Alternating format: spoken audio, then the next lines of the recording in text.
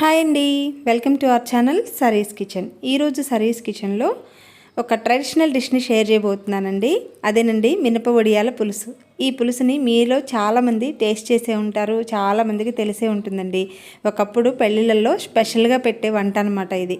అలాగే సమ్మర్లో వెజిటబుల్స్ అనేవి ఒకప్పుడు అస్సలు దొరికేవి కాదండి. సో అలాంటప్పుడు ఈ మినప వడియాలతోని ఎక్కువగా పులుసుని చేసుకుంటూ ఉండేవాళ్ళు. మా చిన్నప్పుడైతే ఈ రెసిపీని మా మదర్ ఎక్కువగా చేసేవారండి సమ్మర్లో. మీరు కూడా చాలామంది టేస్ట్ చేసే ఉంటారని అనుకుంటున్నాను. ఈరోజు ఇక లేట్ చేయకుండా మనం వీడియోలోకి అయితే వెళ్ళిపోదాం. ఈ డిష్ని ఎలా తయారు చేసుకోవాలో చూసేద్దామండి. ఇక్కడ నేను 1 కప్పు మినప వడియాలు తీసుకుంటున్నాను. చూడండి, చిన్న చిన్నగా ఉంటాయి కదా, తెల్లగా. సో ఈ మినప వడియాలు అనమాట, ఈ వడియాలు తీసుకుంటున్నాను. అలాగే స్టవ్ వెలిగించి ఒక ప్యాన్ పెట్టుకుని దీంట్లోకి కొద్దిగా ఆయిల్ వేసుకున్నాను. ఈ ఆయిల్లోకి మనం తీసుకున్న 1 కప్పు మినప వడియాలని వేసుకొని చక్కగా ఫ్రై చేసుకోవాలి. ముందు వీటిని చక్కగా ఫ్రై చేసుకుంటే కర్రీ టేస్ట్ అనేది బాగుంటుందన్నమాట. ఇవి ఊరికినే ఫ్రై అయిపోతాయండి. దగ్గరుండి ఇలా ఫ్రై చేస్తూ చక్కగా మంచి కలర్ వచ్చే వరకు వేయించుకోండి. ఇందులో మీకు కావాలి అంటే కొన్ని తీసి చక్కగా రైస్లో నంచుకోవటానికి కూడా పక్కన పెట్టుకోవచ్చు.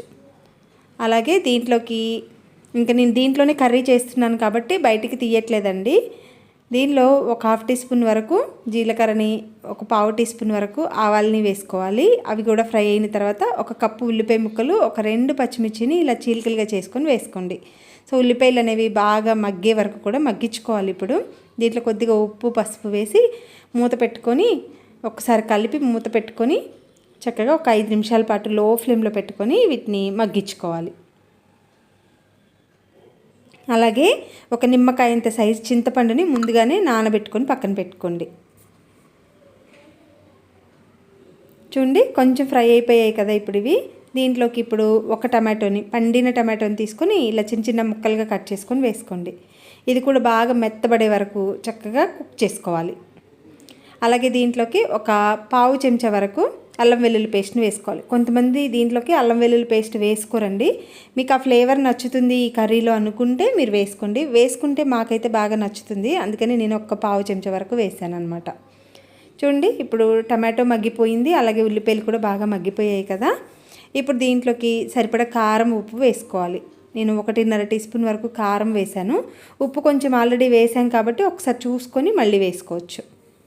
సో ఇప్పుడు కారం కూడా బాగా ఫ్రై అయిన తర్వాత ఇప్పుడు దీంట్లోకి మనం చింతపండు గుజ్జుని తీసుకొని పక్కన పెట్టుకోవాలి. ఆ రసాన్ని ఇందులో వేసుకోవాలి. అలాగే కొద్దిగా వాటర్ కూడా వేసుకోండి దీంతో పాటుగా, ఎందుకంటే మనకు వడియాలు అనేవి ఫ్రై అయిపోయాయి కదా, అవి మళ్ళీ కుక్ అవ్వాలన్నమాట. సో అందుకు కొంచెం టైం పడుతుంది, అందుకని కొద్దిగా వాటర్ కూడా వేసుకోండి. వేసుకొని కలుపుకొని మూత పెట్టుకొని చక్కగా లో ఫ్లేమ్లో ఒక 10 నుంచి 15 నిమిషాల పాటు ఉడికించుకోండి. చూడండి, కర్రీ అనేది ఇలా దగ్గర పడుతుంది. సో మీకు కర్రీ బాగా వాటర్గా ఉంటే దీంట్లోకి ఒక 1/2 టీ స్పూన్ వరకు బియ్యపు పిండిని కలిపి పోసుకుంటారండి. నేనైతే ఈరోజు వేయలేదు, కానీ ఈ కూరలో చాలామంది బియ్యపు పిండిని కొద్దిగా వాటర్లో కలుపుకొని వేసుకుంటారనమాట. నాకు నార్మల్గానే కర్రీ అనేది దగ్గర పడిపోయింది కాబట్టి నేను ఇంకా బియ్యపు పిండిని వాడలేదు. అలాగే దీంట్లోకి ఇలా దగ్గర పడిన తర్వాత ఒక 1/2 టీ స్పూన్ వరకు ధనియా పౌడర్ని, అలాగే కొద్దిగా కసూరి మెతి వేసి దింపేశాను అనమాట. అంతేనండి, కర్రీ రెడీ అయిపోయింది. చూడండి, వడియం బాగా కుక్ అయిపోయింది. వీడియో నచ్చితే తప్పకుండా లైక్ చేయండి, షేర్ చేయండి, అలాగే ఛానల్ని సబ్స్క్రైబ్ చేసుకోండి. పక్కనే ఉన్న బెల్ బటన్ యాక్టివేట్ చేసుకుంటే నేను పెట్టే వీడియోస్ అన్నీ కూడా మీ దాకా నోటిఫికేషన్గా వస్తాయి.